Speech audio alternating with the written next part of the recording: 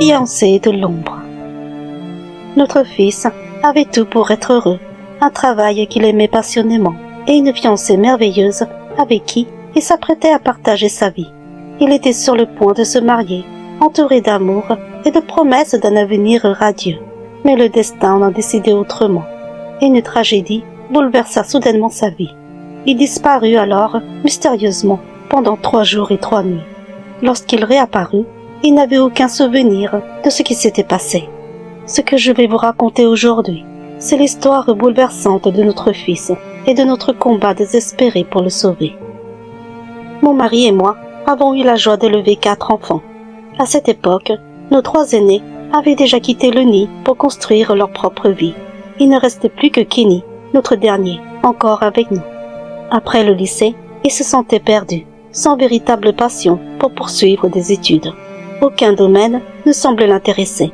C'est alors qu'il a pris la décision de rejoindre l'armée. J'étais réticente, mon cœur de mère s'inquiétait, mais mon mari m'a rassurée en me disant que c'était mieux que de le voir sans direction. Kenny est alors reparti pour 6 longues années. Chaque jour, il nous manquait terriblement. Mais lorsqu'il est revenu, il nous a annoncé une nouvelle qui a rempli nos cœurs de joie. Il avait été muté tout près de chez nous. En tant qu'instructeur, il allait désormais s'occuper de l'entraînement des jeunes recrues et rester auprès de nous pendant plusieurs années. Nous étions si heureux à l'idée de l'avoir enfin à nouveau près de nous. À l'approche de ses 30 ans, nous avons commencé à lui parler de l'importance de trouver quelqu'un avec qui partager sa vie, de penser à se construire une famille. C'est alors qu'il nous a surpris en nous révélant qu'il avait déjà trouvé l'amour. Cela faisait plus d'1 an qu'ils étaient ensemble, mais il n'avait pas encore eu l'occasion de nous la présenter. Un soir, il a donc décidé de nous l'amener pour un dîner, et c'est ainsi que nous avons rencontré Libby. Quand elle est entrée, nous avons été immédiatement frappés par sa beauté et sa prestance. Grande, souriante et d'une gentillesse évidente, Libby a rapidement gagné notre cœur. Pendant le dîner, Kenny nous a annoncé qu'il avait déjà fait sa demande en mariage et ils portaient déjà tous deux leur bague de fiançailles. Ils envisageaient de se marier dans 1 an, dès qu'ils trouveraient l'endroit parfait pour leur cérémonie. Nos cœurs se sont remplis de joie pour lui. Nous étions tellement heureux de le voir épanoui et nous leur avons donné notre bénédiction avec tout notre amour. Les parents de Libby possédaient plusieurs maisons, un héritage précieux transmis par ses grands-parents. Ils vivaient dans une vaste propriété à la périphérie de la ville, un lieu chargé d'histoire et de souvenirs. C'est avec une grande générosité qu'ils ont proposé à Libby et Kenny de s'installer dans l'une de leurs maisons, située à seulement 1 kilomètre de leur propriété. Après leur mariage, ils rêvaient de construire leur propre maison sur ce même terrain, entouré de cette nature qui leur tenait à cœur. Le père de Libby, propriétaire de plusieurs cliniques, travaillait étroitement avec elle, la préparant doucement à prendre un jour sa succession. Pour cela, Libby devait suivre une formation de 2 semaines dans une autre région. Elle souhaitait ardemment que Kenny l'accompagne, espérant profiter de l'occasion pour explorer les environs et peut-être découvrir l'endroit parfait pour célébrer leur mariage. Mais Kenny, pris par ses responsabilités d'instructeur, ne pouvait s'absenter. Il devait établir un plan d'entraînement pour ces jeunes recrues.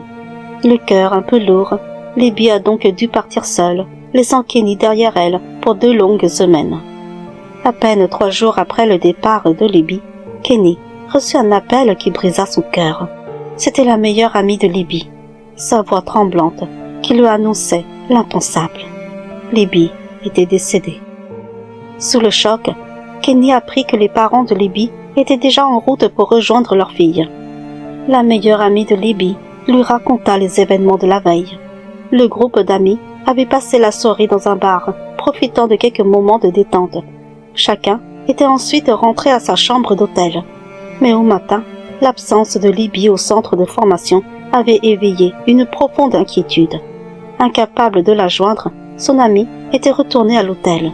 Vers midi, le personnel avait ouvert la porte de la chambre de Libby et c'est là qu'ils avaient découvert son corps sans vie. Le monde de Kenny s'effondra en un instant. Il était dévasté, incapable de comprendre comment tout avait basculé si soudainement. Les parents de Libby, déchirés par la douleur, voulurent à tout prix comprendre les raisons de ce drame. Ils demandèrent une autopsie, mais celle-ci révéla simplement que Libby avait succombé à un arrêt cardiaque provoqué par une consommation excessive d'alcool. Cette conclusion, aussi tragique qu'incompréhensible, laissa Kenny et ses proches face à un vide immense, celui de l'absence irréparable de Libby. Après les funérailles de Libby, Kenny s'enferma dans sa douleur, seul dans cette maison qui portait encore les traces de leur bonheur passé. Jour après jour, il restait isolé, noyé dans un chagrin si profond qu'il semblait inatteignable. Il avait pris quelques jours de congé pour tenter de faire son deuil, mais chaque minute semblait peser sur lui comme une éternité. Nous étions tous très inquiets pour lui. Mon cœur de mère craignait qu'il ne fasse une bêtise, emporté par le désespoir, car il ne répondait plus au téléphone. Je demandais alors à ses frères et sœurs de passer le voir, de lui parler, d'essayer de le réconforter. Mais mes aînés m'assurèrent que Kenny avait besoin de solitude, qu'il valait mieux ne pas le déranger pour l'instant. Ma fille aînée, avec une sagesse qui me rassura un peu, me confia qu'elle avait déjà pris les clés de voiture de Kenny. Elle voulait à tout prix éviter qu'il prenne la route en état d'ivresse, submergé par son chagrin. Elle lui a promis de lui rendre ses clés une fois qu'il aurait traversé cette période sombre, une fois qu'il serait prêt à affronter le monde à nouveau. En attendant, nous espérions tous qu'il trouverait la force de se relever. Un week-end, j'ai appelé Kenny pour lui dire que son frère passerait le chercher le lendemain pour un déjeuner en famille. Il m'avait répondu « oui » d'une voix calme. Pourtant, le lendemain, quand son frère est arrivé chez lui, la maison était vide. Kenny avait disparu. L'angoisse a commencé à monter en moi. Inquiets, nous avons immédiatement contacté les parents de Libby, espérant qu'ils auraient des nouvelles de notre fils. Ils nous ont dit l'avoir aperçu la veille au soir, marchant seul vers le petit bois et le grand champ de maïs près de leur maison. Nous avons alors recherché partout, appelant son nom, mais il restait introuvable. Chaque coin de la maison, chaque chemin familier nous ramenait à ce même vide. Désespérés, nous avons aussi contacté ses amis, espérant que l'un d'eux l'avait vu ou pris sous son aile, mais personne ne savait où il était. L'angoisse se transformait en terreur à mesure que les heures passaient et le silence de Kenny devenait insupportable. Après 24 heures d'angoisse insupportable, sans la moindre nouvelle de Kenny, nous avons décidé d'aller voir la police. Ils ont examiné les caméras de surveillance de sa maison, mais aucun indice ne permettait de comprendre ce qui s'était passé. On le voyait simplement sortir de chez lui, puis plus rien, le néant.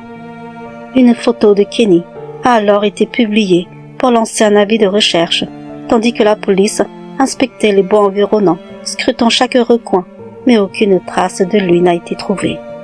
Plus de 2 jours passèrent sans la moindre nouvelle, et mon désespoir grandissait de minute en minute. Je n'arrivais plus à rester en place. L'inquiétude me rongeait. J'étais prête à tout, même à l'impossible, pour retrouver mon fils. C'est alors que, poussé par l'urgence et la panique, je suis allée voir une voyante, une vieille femme dont des connaissances louaient les dons. Lorsque je lui ai montré une photo de Kenny, en lui expliquant qu'il avait disparu, elle a allumé de l'encens et réalisé un petit rituel. Après un long silence, elle m'a dit que c'était une jeune fille qu'il avait emmenée avec elle. Ces mots ont fait naître en moi une vague d'angoisse, un mélange de perplexité et de peur qui m'étreignait le cœur. Elle m'expliqua avoir eu des visions.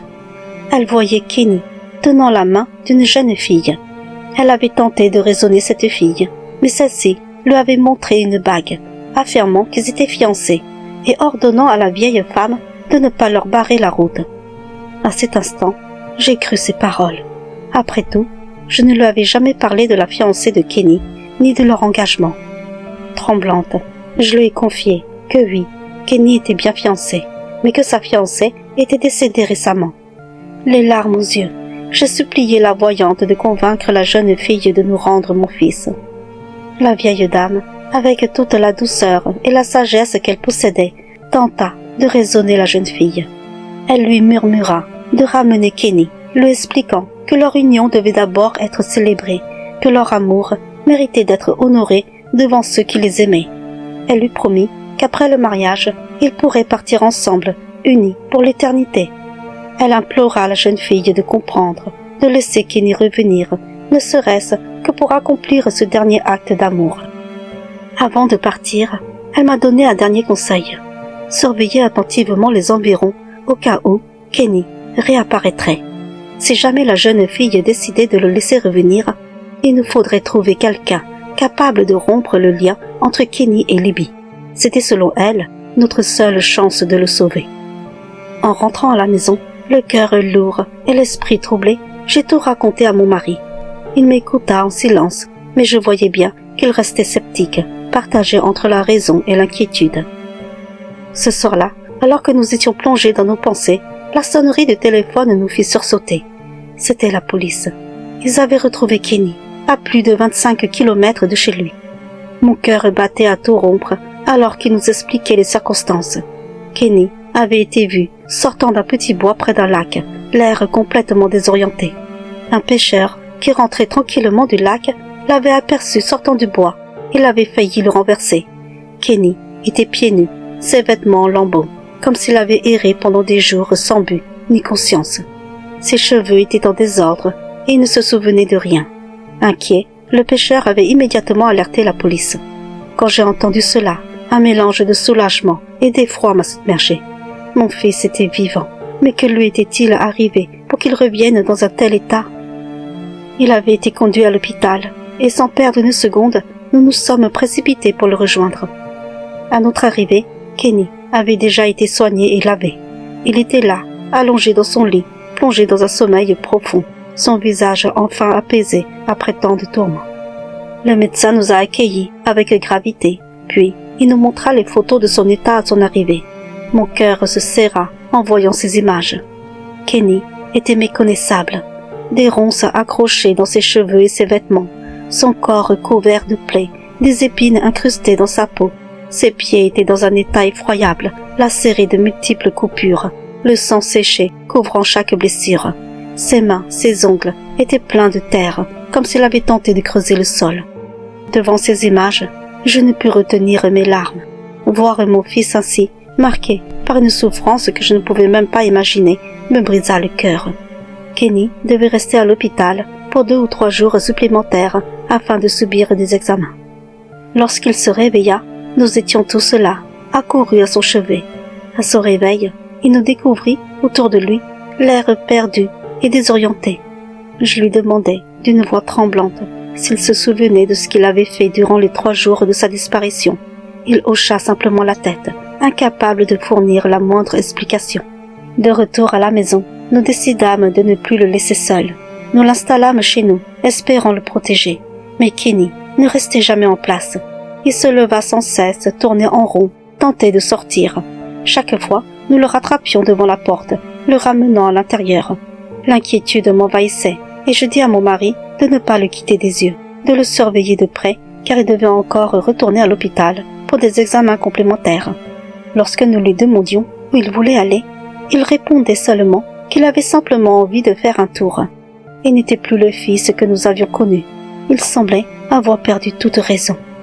Le lendemain matin, voyant qu'il avait un peu retrouvé son calme, je lui demandai doucement pourquoi il était allé aussi loin et comment il avait pu marcher jusqu'à ce lac.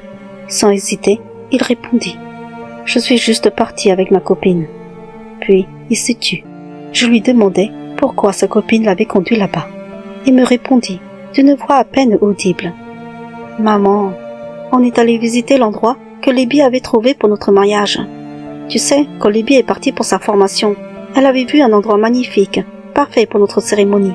Alors elle m'a emmené le voir. » Je fis semblant de m'étonner et je lui demandai « Libby est déjà revenue de sa formation ?» Il répondit avec une assurance désarmante « Oui maman, elle est rentrée. C'est pour ça qu'elle m'a emmené voir l'endroit. Je suis juste partie avec elle, mais je ne me souviens pas du tout d'avoir marché jusqu'à ce lac. » Mon mari, qui écoutait attentivement, avait les yeux remplis d'une tristesse mélancolique, et je vis qu'il commençait enfin à croire les paroles de la voyante. Il était impératif que nous trouvions quelqu'un capable de rompre ce lien entre Kenny et l'esprit de Libby. Notre seul espoir était de sauver Kenny de cette emprise inexplicable. Nous avons commencé par demander des recommandations autour de nous, cherchant désespérément une solution. C'est alors qu'un vieil oncle, touché par notre détresse, nous parla d'un vieux chaman qui vivait avec sa femme dans une retraite isolée. Bien qu'il ait cessé de pratiquer, en raison de son âge avancé, ses talents étaient encore considérés comme puissants selon l'oncle. Nous avons alors décidé de nous rendre auprès de ce chaman, le cœur lourd et plein d'espoir. Nous le supplions de nous aider, notre voix tremblant de désespoir. Touché par nos larmes et notre supplication, il accepta alors de nous venir en aide. Pour préparer son arrivée, il nous demanda de ramener de la paille et de confectionner une grande poupée, une sorte d'épouvantail. Lorsque le vieux chaman se présenta finalement à notre porte, nous avons été bouleversés de voir qu'une pierre avait été jetée sur son dos. En se retournant, il avait aperçu le spectre de Libye, son visage empreint de mécontentement. Il nous annonça alors, avec une gravité palpable, qu'elle était là. Nous avons installé Kenny sur une chaise au milieu du salon, le cœur serré. Le vieux chaman déploya tout son attirail et commença son rituel. Au milieu de l'incantation, il demanda à Kenny d'enlever sa bague de fiançailles et de la lui remettre. Kenny hésita un moment, puis, avec un soupir lourd de tristesse, lui remit la bague.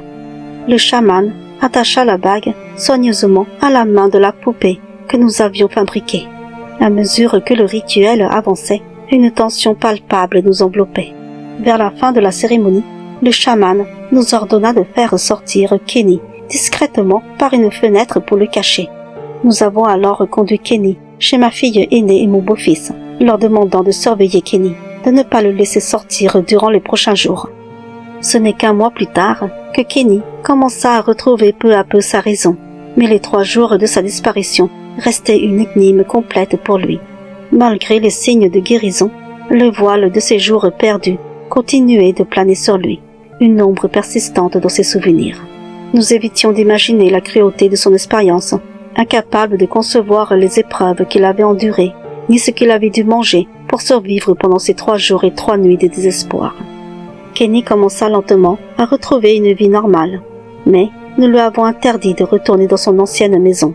Selon les recommandations des chamans, il devait rester vivre 1 an chez sa sœur avant d'envisager de vivre seul.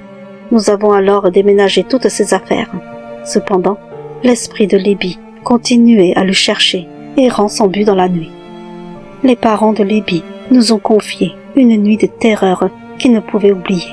Ils avaient été brusquement réveillés par des bruits étranges et le chien, dans un état de panique, aboyait incessamment.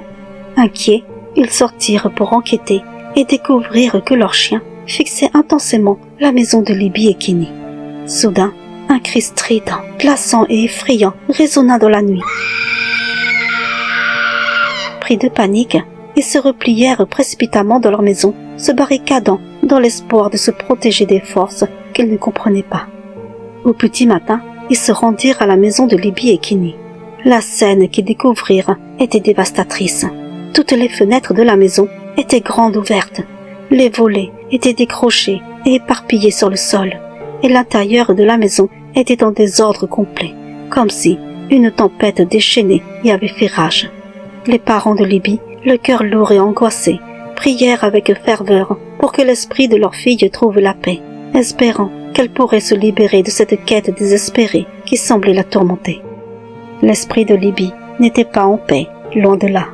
Elle était furieuse, consumée par une colère implacable, particulièrement dirigée contre le vieux chaman. Plus tard, ce dernier nous confia une expérience terrifiante qu'il avait vécue une nuit. En transe, il avait vu le cadavre de Libye s'avançant lentement vers lui, traînant la poupée de paille qu'il avait utilisée dans le rituel. Son visage était déformé par la rage et elle pointait du doigt, hurlant. « Où as-tu caché mon fiancé? Où l'as-tu caché? Rends-le-moi » Puis, dans un accès de fureur, elle lui avait lancé la poupée. Le choc de cette vision fut si puissant que le vieux chaman fut projeté hors de son lit. Sa femme, réveillée en sursaut, alluma la lumière pour découvrir son mari au sol, tremblant et peinant à se relever. Il lui murmura, encore sous le coup de la terreur. C'était Libye. À partir de ce moment, l'esprit tourmenté de Libye revenait le hanter tous les 2 ou 3 jours, traînant toujours avec elle cette poupée de paille. Chaque fois, elle le tirait brutalement de son sommeil, l'obligeant à la suivre pour lui indiquer le chemin pour retrouver son fiancé. Le vieux chaman, affaibli et épuisé, tomba gravement malade sous la pression incessante de ses attaques. Désespéré, sa femme fit appel à un autre chaman pour lui venir en aide. Ce dernier confectionna des talismans qu'il plaça tout autour de leur maison, espérant ainsi repousser l'esprit en colère. Bien que Libby ne puisse plus pénétrer dans leur maison, ses hurlements déchirants résonnaient chaque nuit devant leur porte, faisant trembler les murs de leur demeure. La tension était devenue insoutenable. Incapable de supporter davantage cette existence hantée, le vieux chaman et sa femme décidèrent de quitter leur maison une fois qu'ils furent rétablis, partant vivre chez leur fils. Mais même là-bas, Libby finissait toujours par retrouver le vieil homme. Les autres chamans tentèrent de raisonner l'esprit tourmenté, mais rien n'y faisait. Libby refusait obstinément de partir seule, résolue à retrouver Kenny et à l'emmener avec elle, son amour et son désespoir la maintenant prisonnière entre 2 mondes. C'est lors d'un grand banquet que nous avons recroisé ce vieux chaman, et ce qu'il nous a confié ce jour-là nous a profondément bouleversés. Avec une voix teintée de fatigue et de résignation, il nous raconta les épreuves que lui et sa femme avaient endurées depuis le rituel qu'il avait accompli pour notre fils. Il nous expliqua qu'à présent, un chaman devait venir chaque année pour effectuer un grand rituel afin d'éloigner l'esprit de Libby, qui continuait de le pourchasser sans relâche. Malgré ces précautions, il était contraint de déménager chaque année, espérant ainsi échapper temporairement à son emprise et avoir un peu de répit. Mais inévitablement, Libby finissait toujours par le retrouver. Nous avons été profondément chagrinés d'apprendre tout cela. Le cœur lourd de culpabilité, nous réalisions que c'était en venant en aide à notre fils que ce vieil homme et sa femme avaient été plongés dans ce cauchemar sans fin. Le poids de cette révélation nous a submergés, ajoutant une nouvelle couche de douleur à tout ce que nous avions déjà traversé. Aujourd'hui, notre fils Kenny a retrouvé l'amour. Il est sur le point de se marier à nouveau. Et même si le passé reste une ombre silencieuse, il a réussi à tourner la page. Quant au vieux chaman, bien que le poids des années ait affaibli son corps et voilé sa vision, son esprit demeure vif. Sa femme dévouée est toujours à ses côtés, veillant sur lui avec une tendresse infinie. 1 à 2 fois par an, nous leur envoyons des dons, modestes gestes de gratitude pour ce qu'ils ont fait pour nous. C'est tout ce que nous pouvons offrir en retour à ceux qui ont sauvé notre fils. Notre reconnaissance envers eux est sans fin, et leur courage restera gravé dans nos cœurs pour toujours.